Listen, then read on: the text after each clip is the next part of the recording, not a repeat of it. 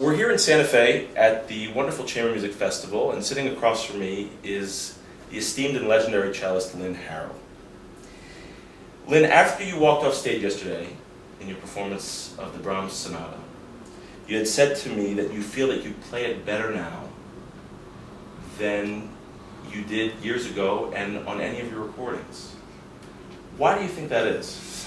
I think it's a growth aspect. I think I had always been reared in this profession that no matter how much we try and how we strive, we are just not as capable as some of the greatest musicians of all time. It's not like you're top 10 in the world for 20 years here or there. Right. It's just that a Brahms, a Beethoven, a Schubert, Mozart, Bach, etc. These are people whose vision and artistic ethos is so huge. It's like trying to understand the universe. Maybe some scientists can understand eternity, but it's that sort of thing. It's just getting closer to understanding in a greater depth, in a greater breadth. Also, when you're getting, after being in a career for many years, you generally do have a backlog of semi-successes artistically, right. And you get accolades from your career, so you figure that all that builds into the database of your interpretations year after year, right? Yes, it does. Yeah. And do you find that the preparation that you do for a recording, for instance, or the preparation that you do for a concert, I mean, how much of that kind of stays with you over the years and kind of says, well, you know, I remember when I did that for that recording, and maybe I'll scrap that and maybe go in another direction for this performance? It's interesting, Giora. Most of the time I feel the same way about a phrase, a tempo, but it manifests itself completely differently. We do know that the psyche functions at a different time scale under great stress. If you're in a car accident, a few seconds before an inevitable crash, right, you'll recall that as if it were slow motion, even if you're going 30 miles an hour. Right.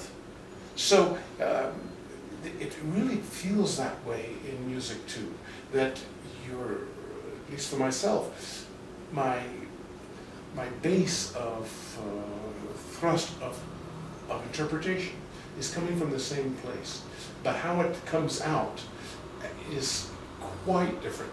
And that's a great deal because of investigation, examination, thinking again that, no, that could be better.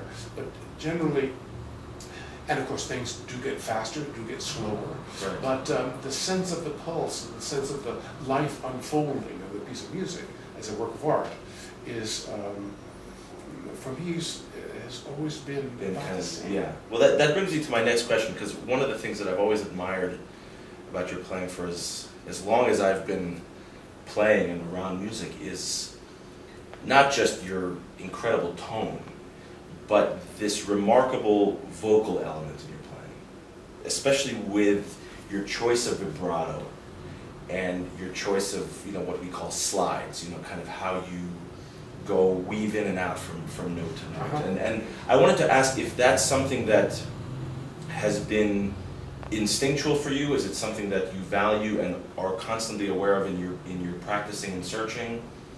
I think it was a great deal instinctual from the very, very beginning.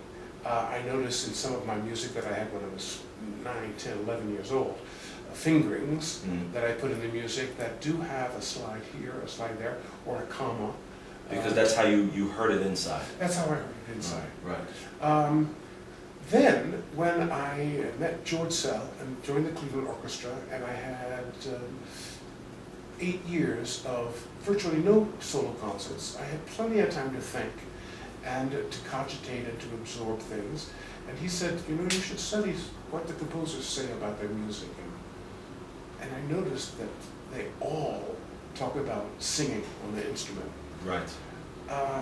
They all wrote major works of their own output for voice, or right. for chorus. Yeah. And in Mozart's father's violin playing book, published the year that Wolfgang was born, 1756. He says, and we all know that the greatest part of expression is to imitate as much as possible the human voice. So hello, we've got strings, a voice is vocal cords, right? But they have to vibrate, and they have to have a sense of breath, and they have to be responding to drama and to life. And how you manipulate them, I suppose, with the bow, of course. Yes, and all that has been from the instinctual beginning to a very, very Conscious. detailed, conscious left hemisphere of the brain focus and development. I play along with records. I listen to a great Caruso excerpt or Beverly Sills, and I would play exactly the same thing right afterwards, and then realize that it wasn't quite as good, and then to try to figure out why. It was sometimes weeks and weeks and weeks for a passage of music that took 3 or 4 seconds, but I did that, and to kind of lessen the gap between the natural instrument and the physical instrument. Yes, yeah. That's right. Yeah. So that the cello then would become not just a box, but something that breathed and lived, and sometimes goes, oh, or sometimes goes, yay, or whatever in between. Right, and I think that's really the essence of performance, and giving the audience that feeling, right? To have them come along with you for what you feel is yay or awe or all these things. That certainly is what one is striving to do. Right. We were talking with some of our musician colleagues here at the Chamber Music Festival here in Santa Fe recently about the value of silence, the pregnancy of silence. Great film and great directors are very aware that if nothing happens, it sometimes can mean more that everything is happening. Right. And that is very palpable. Yeah. One thinks immediately in music of fermatas. How long are you going to hold the fermata? How long do you wait after the fermata? To continue the da da da da da da da da. There's a mood there. It's not very long, but it's how you gauge that. There has to be attention there. Right.